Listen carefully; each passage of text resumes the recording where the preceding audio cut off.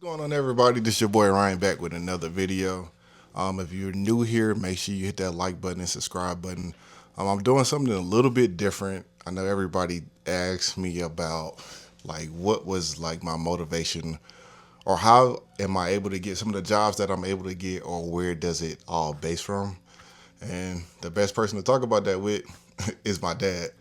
My dad is a bass player. Did he give me lessons? No, because I started playing bass way after I was out of the house, like out of school. But he was kind of one of those people who kind of motivated me and taught me the structure of music, right? And I mean structure as in, I always preach about the details of music, right? Or the details of making sure you're paying attention to what's going on in the music, not actually what you think you're hearing, right? So we're just gonna have a conversation. If I'm able to bring up some clips of people that are mentioned in the video, I am. You know how I do. If not, first question, Dad. You know what I'm saying? Why bass? Like, why? You could have played anything coming up. Why bass? Well, I started off in elementary school playing the trumpet, and growing up in Detroit or Motown, bass was the influence with James Jamerson. Trumpet was not as universal, so I kind of gravitated towards the bass. I was able to get one and ended up spending all my time sitting in my room learning songs, and it just felt right. What was that first bass? Do you remember? It was a Univox. A Univox. Yeah. Wow. What color? You remember the color? Sunburst. Sunburst. Everything was sunburst. Sunburst. That's cool. I know you mentioned Jamerson. So how much older was he to you? Like, if he was the guy, like. He was a grown man. I mean, I would imagine he was probably 18, 19, around in there when they started Motown, and he became famous for playing on all of those recordings. And I was 15. Okay. Yeah. That's interesting. That's interesting. So who were like some of the other guys like that were in that Detroit space with you, bass player wise? Bass player I know wise, you mentioned like Al Turner. If you don't know who Al Turner is, I'll probably drop a clip of him.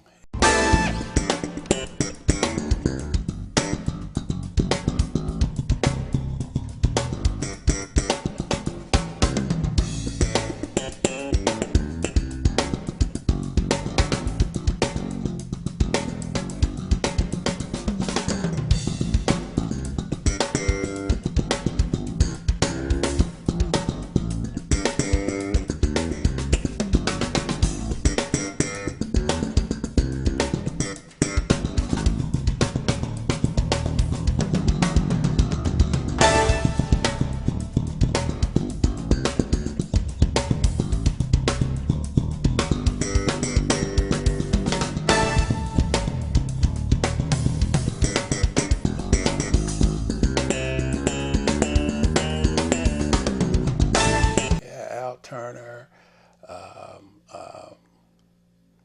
There was Eddie Watkins.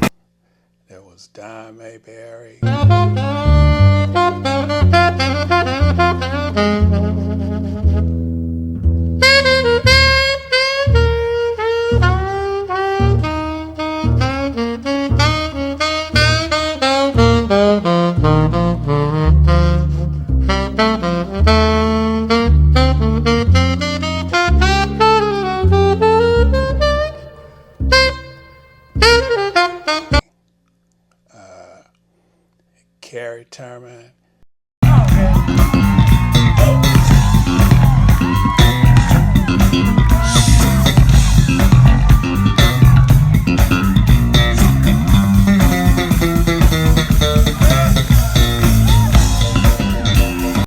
He did a stint with the Temptations. And then there were it was like everybody wanted to be a musician. Everybody wanted to be a musician. Friday, Saturday night, you could just walk around and there were clubs everywhere. Everybody was playing. But the most prominent people were the ones that I named, the ones that, I had personal relationships with. Next question. So, bass was the thing. Of course, Detroit. Jamerson was the guy, right? So, would you say what was Detroit like in that era? Like, I know Detroit kind of got like people try to give Detroit a bad rep for like the now, what's going on now. But how was Detroit since the city was kind of thriving? You know what I mean? Yeah. No, Detroit was actually the place to be. There were people coming to Detroit from all over the country, mainly because of the auto plants. You could come up there and you could literally make as much money as you were willing to work for. There was plenty of overtime. And a lot of those people, a lot of people work. Musicians by night, working by day, and you could do that there. It was just plenty of work. It wasn't a lot of crime. People were upwardly mobile back then. It was a great place to be because we had a lot of professionals who looked like me. There were judges, school teachers, doctors, lawyers. Everybody looked like us. We had people representing all walks of life. That's interesting. So nothing was not too far to reach. I think nowadays, some people don't believe that they can do something because they haven't seen anybody do it. Right. Right. That's interesting. Right. That's A lot of interesting. people don't have the role models, people who look like them, but we had that.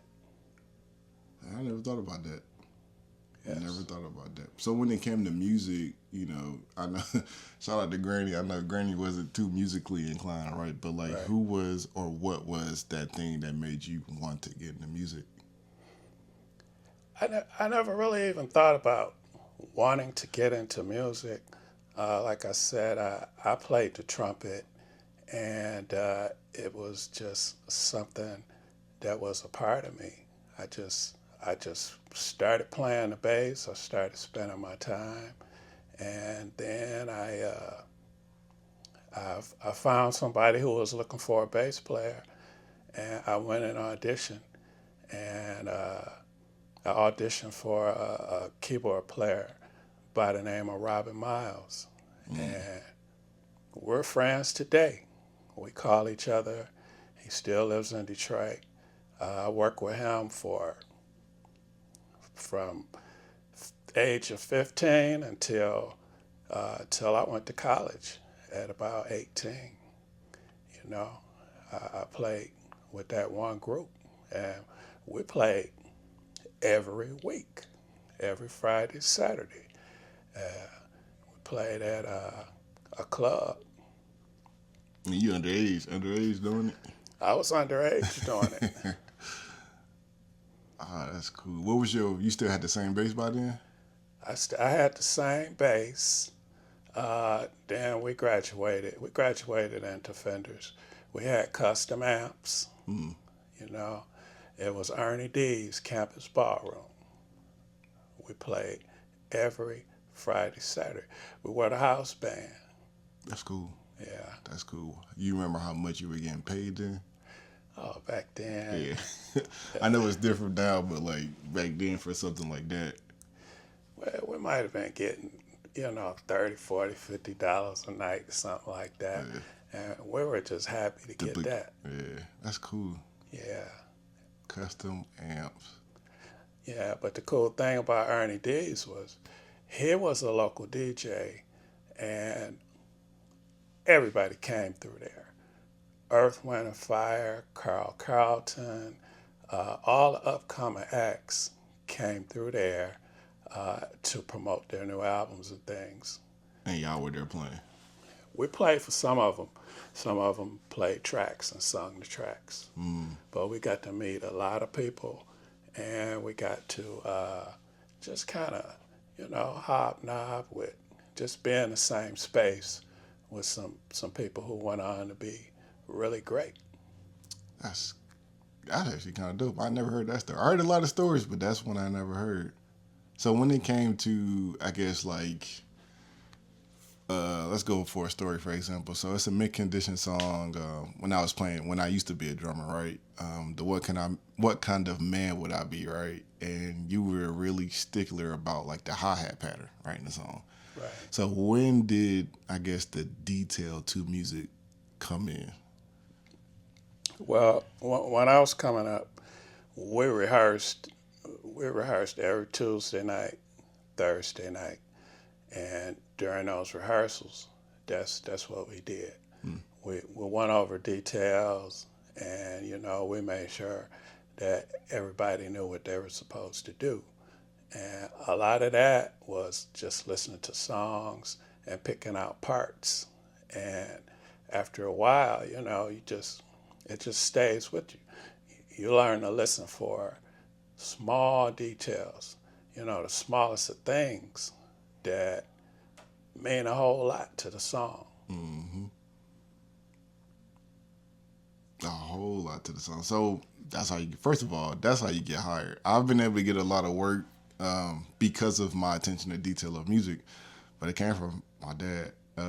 Let's go childhood, right? So for me, when I was playing drums, did something never click to be like, you know what, he might actually be all right in the music, or with the right guidance, it could be something like.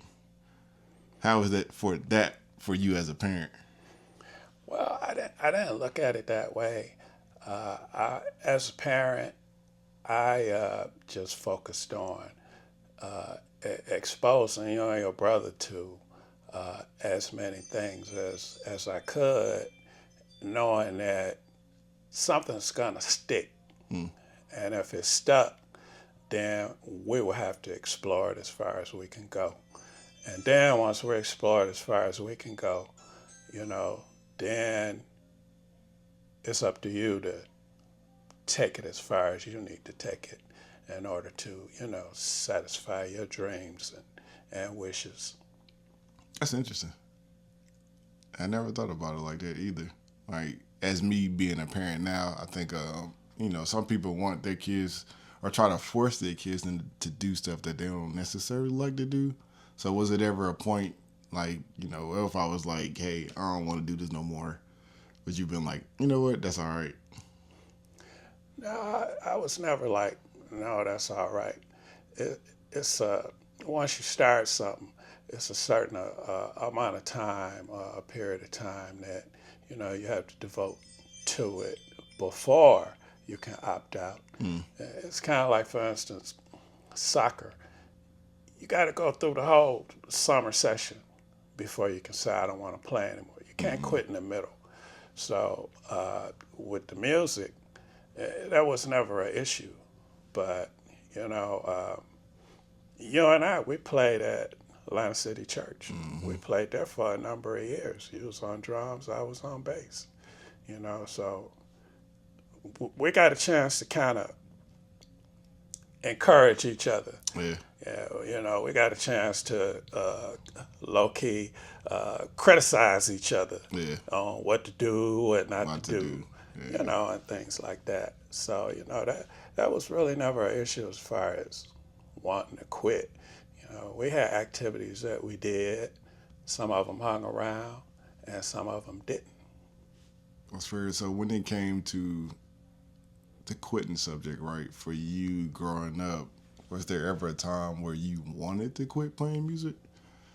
There was never a time where I wanted to quit playing music.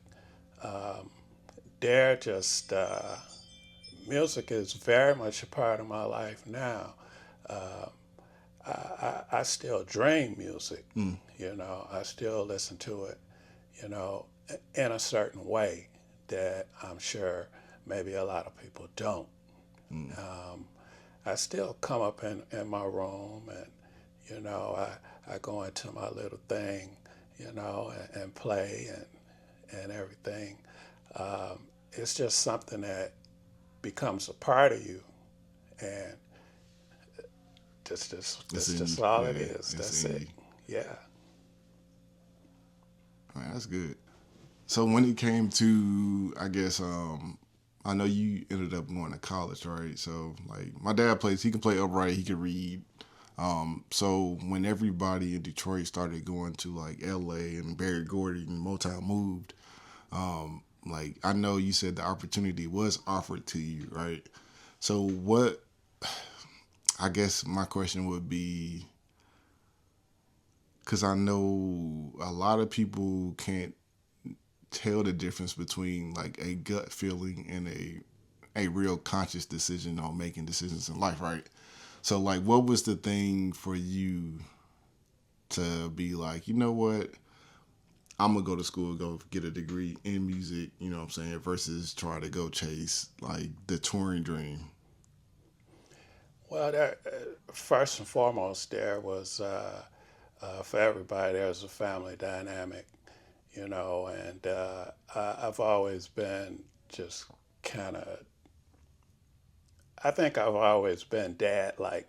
I've been dad like to my children, and I've been and still am dad like for my mother.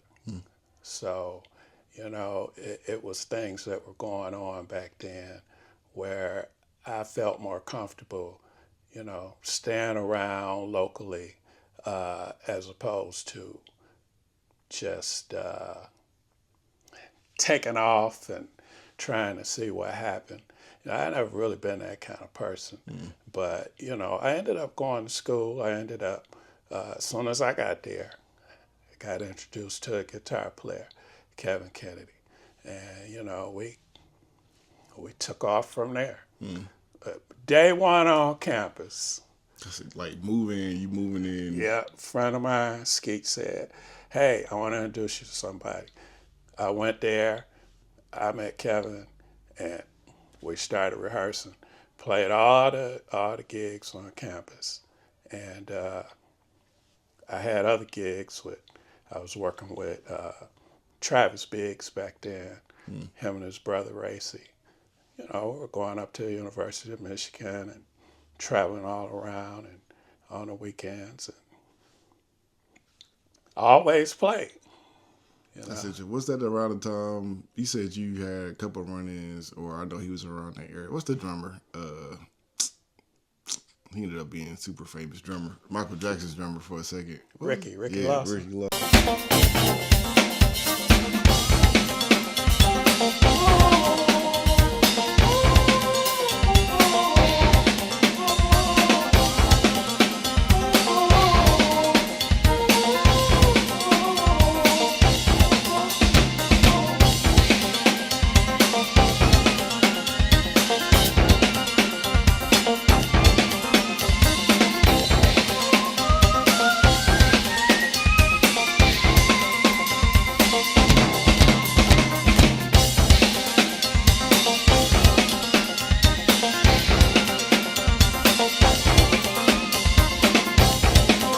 Yeah. Yeah, he went to Cooley High.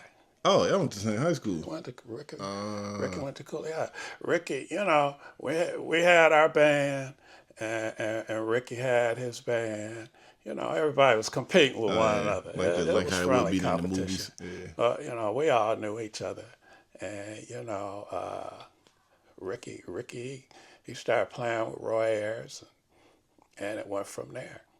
You know, Detroit, good he old had an Detroit. uncle in the business, you know, and so you know he had some tutorage going on, and he had some connections, you know. But I mean, he still had to work for what he got, you Right. know. But so he went off from there, you know, and everything worked out for him.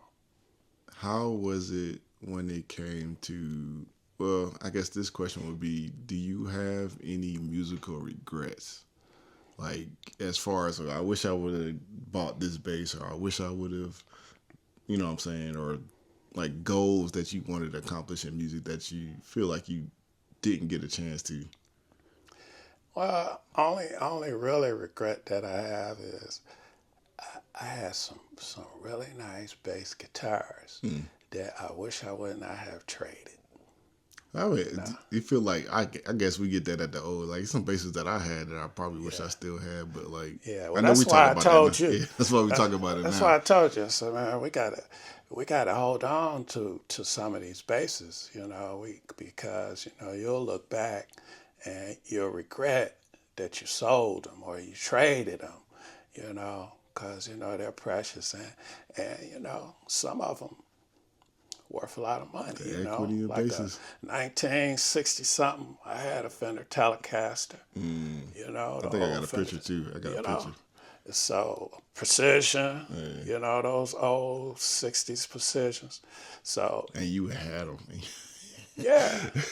Well, yeah. Yeah, but you don't think about it then because you're just living in the moment. But Well, when I was in college, man, Kevin, he used to work at Gazapi's Music in Detroit, and before the gigs, we literally get in a car, drive down to Detroit, and we trade our guitars before and, the gig. so you got a new gig Yeah, new guitar every gig, yeah. brand So new guitar. yeah, so I do regret some of that. Uh, Otherwise, I really don't live with regrets. Everything happened and turned out the way it was supposed to. If I could go back and change anything, I'm not interested in that. I might mess something up, and then maybe, man, you might not be Yeah, sitting here yeah, that's true. talking. Yeah, So it is what it is. You just gotta roll with it. You gotta make it work. And be happy.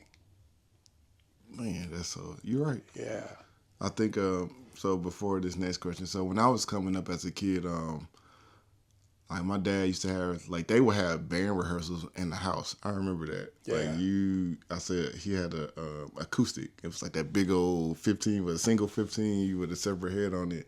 But then I saw this guitar. So this guitar had been around since I was, and it's older than me, and I'm older now. 35. That bass is way older than me. But why Music Man? Why was that bass like the one that you? it's Music Man was just the bass that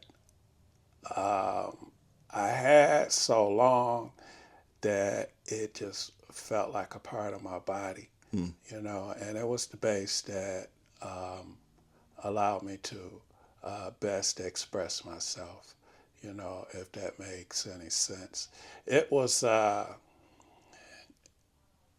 it was almost passive.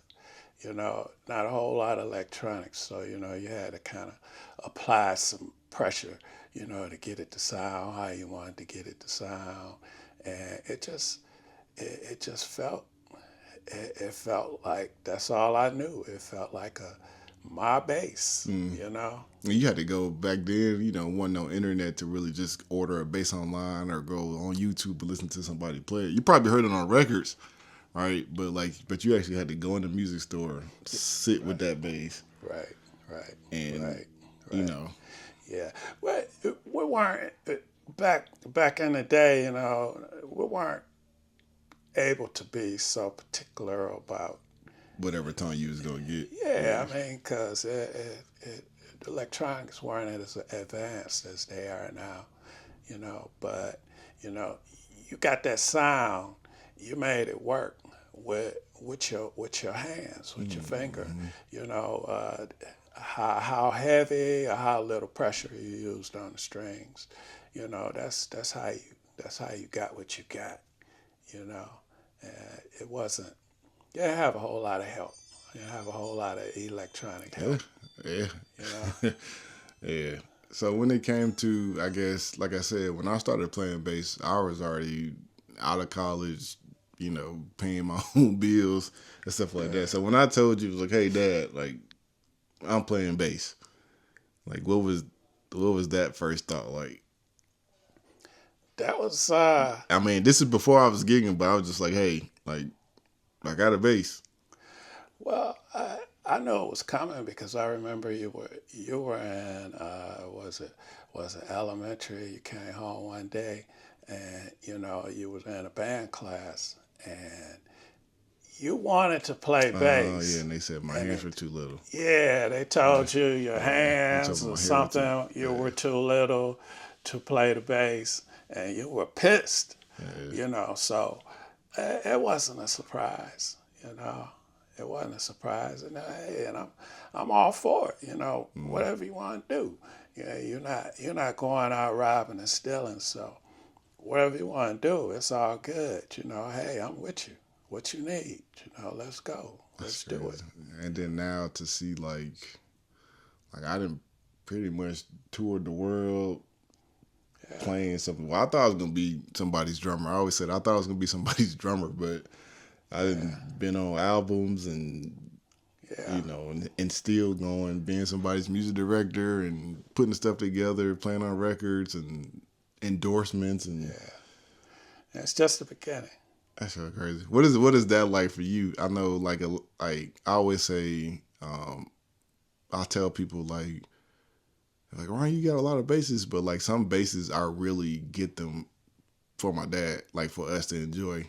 I know you talk about a lot of bases that, Yeah, when I played this and I wish, so I'm like, cool. I get the opportunity and I'm blessed enough to have the resources to go buy Ken Smith or go buy MTD for us to enjoy it. But like to see,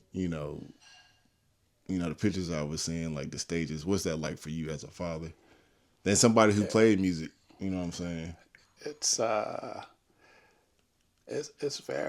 it's very gratifying.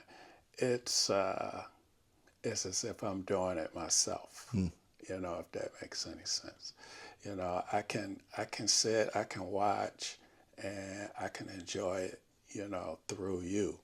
You know, uh, it's very stimulating. It feels good. It's positive.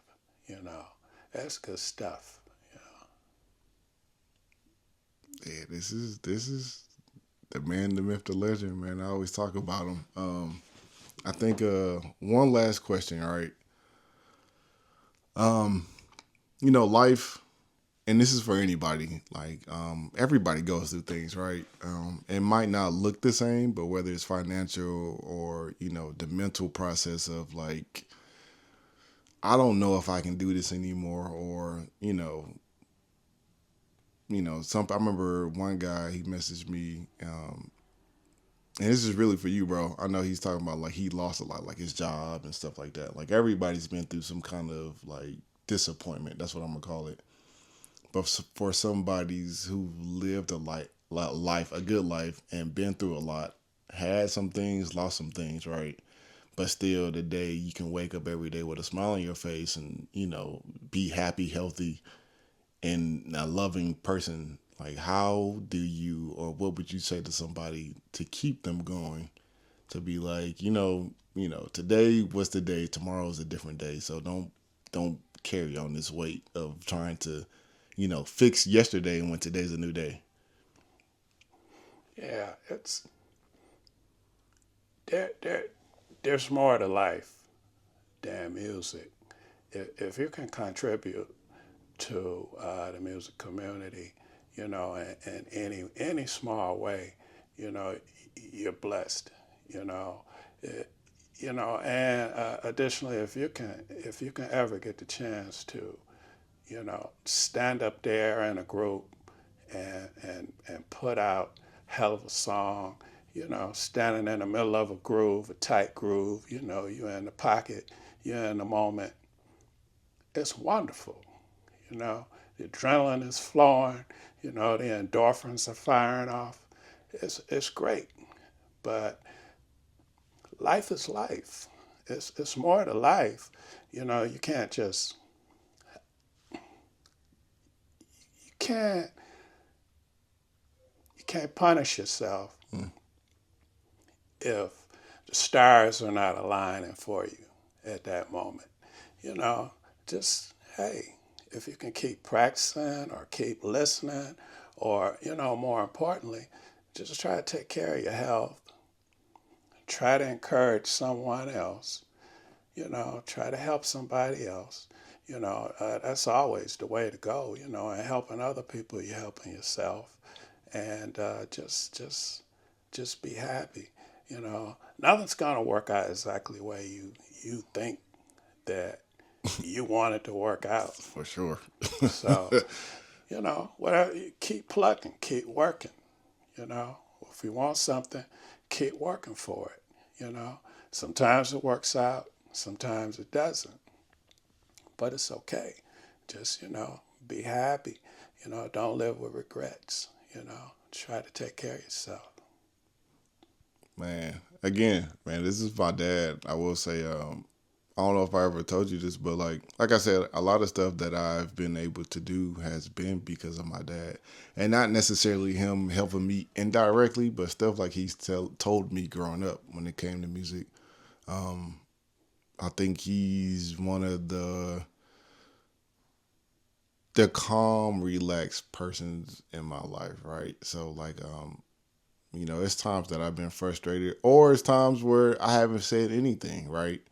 And he would call me and just tell me something, and it would be related to what's going on in my situation in life. But like, I don't know, maybe that's a father son thing, because I wouldn't tell him because I'm pretty private and I'm like, I'll figure it out by myself. But Right. I would get a call and something that he would say, maybe if I didn't take the whole thing, but it was the little bits and pieces that I would take that was able to help me in my life, in my career, in my family. You know what I mean?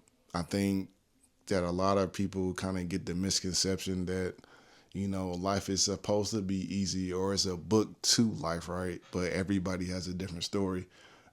Like I said, my story is completely different. Like I didn't think I was gonna be somebody's or anybody's bass player. I just knew I was gonna be a drummer and play these festivals and arenas and stuff. But it ended up being bass, and it's been one of the best things for me, right? But the grind to get there has not always looked the way that it looks now, right? So I didn't wake up one day and I was good at bass, and I'm still practicing to be a better me, right? But I think making sure and remembering that life has its channels. I think of life like, if you take it like if you play any video games, every video game doesn't end on level one, right? So you start on level one, and then the next level, level two, level three, level four, and then eventually you get to that final boss. But you don't know when you're going to get to that final boss because you never played that game before. So as long as you look at life like that and don't take life like a game, right? But treat it like one with having, you got to have a plan, right? You got to have good choices, because if I make bad choices, then you lose, and you lose a life on the game, right?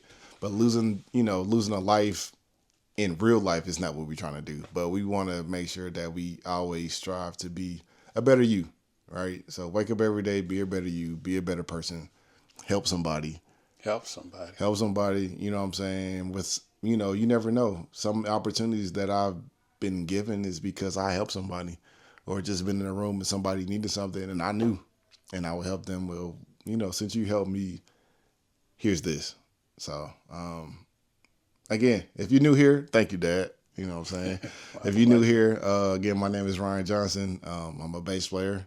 And this is going to be a new series. I have some great people that are coming up. So, like, some really good people coming up. And I felt like it was only right that my dad be the first person. So, till next time, we'll see you.